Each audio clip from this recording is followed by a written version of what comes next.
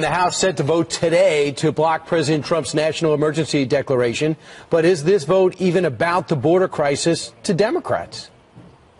This isn't about the border. This is about the Constitution of the United States. This is not about politics. It's not about partisanship.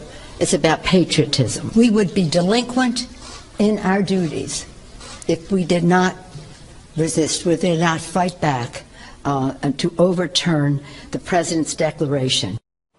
Texas Democrat Congressman Joaquin Castro has led the House effort, but the governor of the great state of Texas says there has been an emergency on the border for decades. And we welcome him now. Texas Governor Greg Abbott joins us right here in studio. Thanks for being here, Governor. Honored to be here. Thank you. The studio just got bigger when Texas shows up. Always. Everything's bigger in Texas. Indeed.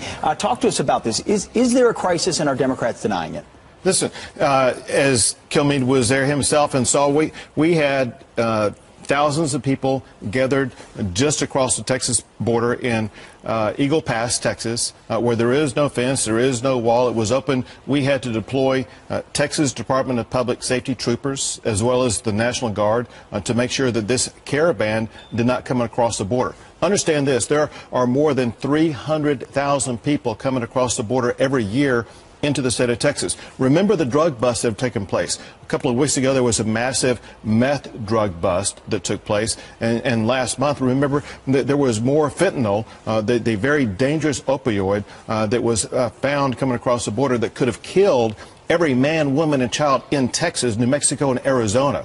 And so this is serious. And the president is authorized by laws that already exist to build fencing on the wall to prevent people from coming in and bringing drugs in. Understand this also. But Beto O'Rourke says, pull up the fence that's there. We don't need it. It's a joke. This doesn't matter. Well, we've seen fencing work. Remember when the caravan came to California, it was the fence in California that prevented that caravan from coming across the border, point one. But point two, I've seen the fencing work in Texas. Of course. Fencing has been there for more than a decade in the state of Texas and has done a good job of making sure that we're able to address the people who are coming across the border illegally. And by the way, just so you know, I thought we were on a first-name basis until now. But you did a great job on the special in San Antonio. But we have something else to talk about. Tell us why you're here in New York. I'm here because I was invited by some financiers here in New York to make a presentation to them about why it's so much more profitable for them to leave New York and come to the state of Texas. We have a growing and thriving finance industry in the state of Texas, much lower cost, and while New York is imposing more taxes on them, in Texas this session we are working on cutting taxes in Texas. And these are big companies that want to leave the state of New York because it's so expensive to live here. These are some brand names that everybody on Wall Street will know very well. People across the country would know very well. I'm not going to give you any names right now, but I will tell you some of the biggest names on Wall Street are thinking about coming to the state of Texas. You know what? Wow. Amazon's looking for another home because we kicked them out because they were going to be too profitable. Real quick, are you concerned about your red state turning blue with all these Californians and New Yorkers going there? You know, I'll tell you very interestingly, because exit polls were done in the last election, was up just this past November. And what we found is that almost 60% of the people who have moved to the state of Texas from other states voted for me in the election. And so it's the Republicans who are leaving California, New York, and places like this. It's like what's happening right now. People who are fed up with taxes in New York are coming to Texas. They vote to raise taxes, then leave us with them. Well, if they're coming to Texas, they better remember why it is they left New York or left California and leave those bad big government policies behind. Make sure you behind. put that in your pitch. Okay. See how it goes. Governor, always great to see you. Brian, good to see you. And I'll see you on radio in a little while. Sounds great. Thank you, Governor. On CNN, Bernie Sanders was asked if America would ever go socialist. This is the president. America will never be a socialist country. Will that hold true if you're elected president? If I am elected president, we will have a nation in which all people have health care as a right, whether Trump likes it or not. We are going to make public colleges and universities tuition free. We are going to raise the minimum wage to a living wage of at least $15 an hour.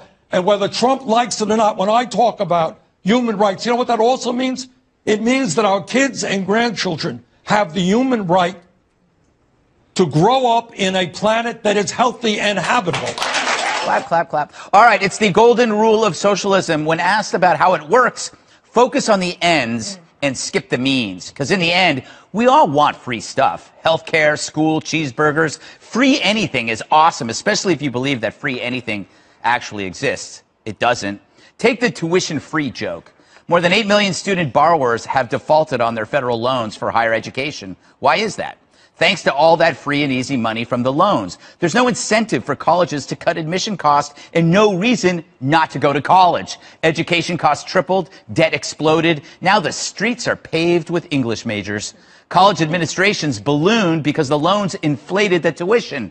It looked like it was free, but now you're broke, which means you can't buy cars, goods, or a home because you're busy paying off Uncle Sam. That's how you kill industries. That's socialism. It's a drag on the economy, and it's a drag on you. Still, so many think that if you vote socialist, all your debts are forgiven. If students are debt-free, then colleges must be cost-free. Free buildings, free books, free beer, free you, free me. Socialism's talent is getting people like Sanders to lie about free. Because who doesn't want a free life? Capitalism, it's such a drag. Like gravity, it's a downer. But if America's slow death is boring, then let's just skip to the finish line, to Venezuela, where Maduro detained a reporter for showing video of people eating from a garbage truck. Oh, look, free food. In a socialist paradise, that's what you call a Bernie burger. Welcome back, Dana. See, I wrote that down there. Welcome back, Dana. You have to write that down? Yes, I forgot. You just couldn't speak it from your heart? I always think that if somebody's away, that's the first person you should go to. Oh, that's an interesting theory. Yes, it is. I want to talk to you about this poll because Please. you like polls. I like polls and charts. Let's put this poll up here. This poll is very depressing. Yes. 56% of registered voters between 18 to 24 favor mostly socialist economic models. Yep. 48% of voters between 25 to 34 said the same thing. That's scary and sad. Do you care to comment on that? Well, then the 55 and older are like, no, we don't want any of that. And I think that's partly, we've talked before about having to teach the lesson over and over again about our system and why it works. And the other thing is that it shows just that you have to take it seriously. Because one of the things I'll say about the group between 18 and 34, that they saw the financial crisis that their parents went through. Maybe their parents lost their job, or maybe they were graduating around the time of the financial crisis. So the job market was tough. And so, unfortunately, the other thing that you see is that, well, I shouldn't say unfortunately, this is just a fact. You know, people who will say, I'm fiscally conservative but socially liberal. Right. And you think that there's a lot of those people. If you look on a graph, it's actually not true. The most amount of people are in the socially conservative, fiscally liberal camp. Oh, I don't like those people. Well, a lot of those people are watching. I'm kidding. But there's a theory that the government can do it better. And one thing I would say about the free college thing, that just shows a real lack of innovation. If you look at somebody like former governor of Indiana, Mitch Daniels, he's now the president of Purdue University. They knew that they had a problem with school tuition. It was going up. So how did they figure out? They didn't just decide to give it away for free.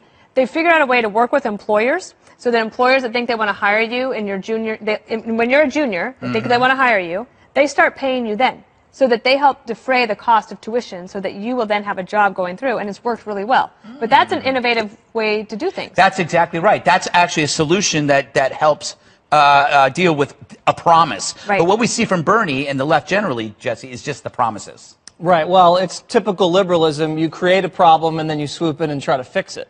I'm going to go surface. I'm not going to talk polls or facts.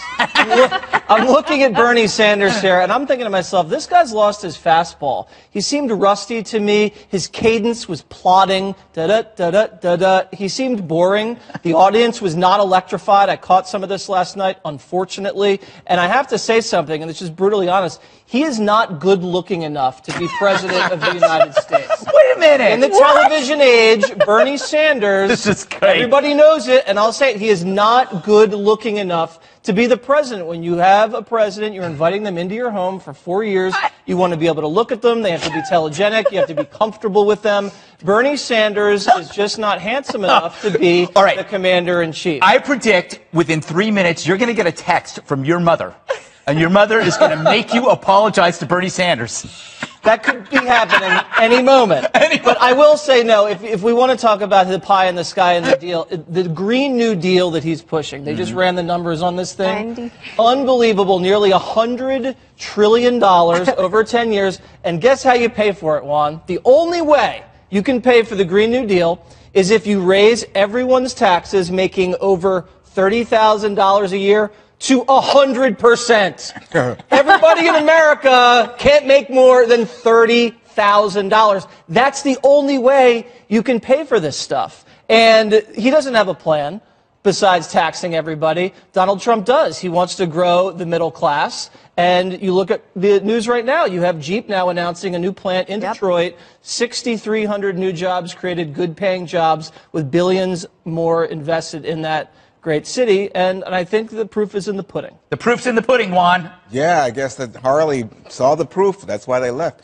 You know, my thinking on this is most Americans agree with Bernie. I mean, that's what... That's scary, isn't it? Well, it is. It's, then no, you no, should it's not nominate scary. him, Juan. Make him your nominee. No, but I'm just saying, you know, you guys talk about socialism like it's the end of the world, like people who are Americans who love capitalism, love our society, don't understand what Bernie's talking about. And this is what he said last night.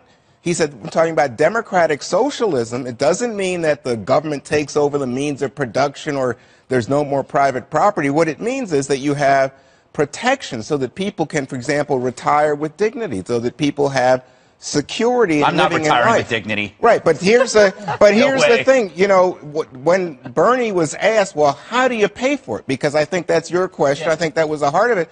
He said something very interesting. He said, Amazon, how much taxes do they pay?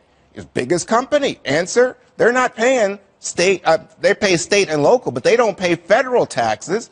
And then you look back at the record. They pay federal payroll taxes. Right, they don't pay federal taxes like we're talking about on income. See, the solution's always taxes. So, and then you think about other big companies like GE or some of the airline companies, What happens if Boeing. those companies go bankrupt? They don't pay taxes. Kill the Yet at this table they say, oh, you know what? This is social. Maybe it's, how about the Trump tax cut?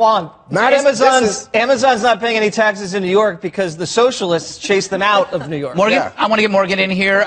It seems to me the solution for everything is taxation, not creation. Yeah. Why didn't you think of this before now, Brett? I don't know. It just dawned on me. You know, listen, we can have a whole debate over the economic philosophy over this. It is shocking to me, these numbers on the polls. But I think, you know, what I see going on in the Democrat Party right now, to me, there's more sophistication from a policy perspective on like a college president election than there is in this party. I mean, the sort of free stuff that they're advocating, they might as well be advocating for the cheeseburgers that you brought up earlier. But I know, actually, cheeseburger sounds good right now. Yeah, if you created a garbage truck and called them Bernie burgers, it would go great. It probably would. Yeah. But listen, Bernie raised $10 million from almost 360,000 donors, $5.9 million in one day. The establishment Democrat Party in 2020 is acting exactly like the establishment Republican Party in 2016, in which they said there's no way it could ever be Trump. This isn't going to happen. When you look at the polls, when you look at the money, when you look at the energy, I think it's completely behind Bernie. And this time they can't rig the primary against him like they did in 2016. Did Bernie have a real job before becoming a politician? He wrote erotic fiction. Okay. You know what I wanted to say, though? I mean, Dana was saying this thing about the young people, the numbers, and how the young people are more apt to say yes to socialism than the seniors. And I think to myself, boy, that's ironic, isn't it? The seniors get Social Security, Medicare, VA benefits. They also is that right? 50 years. Oh, yeah. I think those people are the older folks. And guess what? They're the ones who say no, but they're the ones that are benefiting from socialistic. They're the successful people that know what life is about.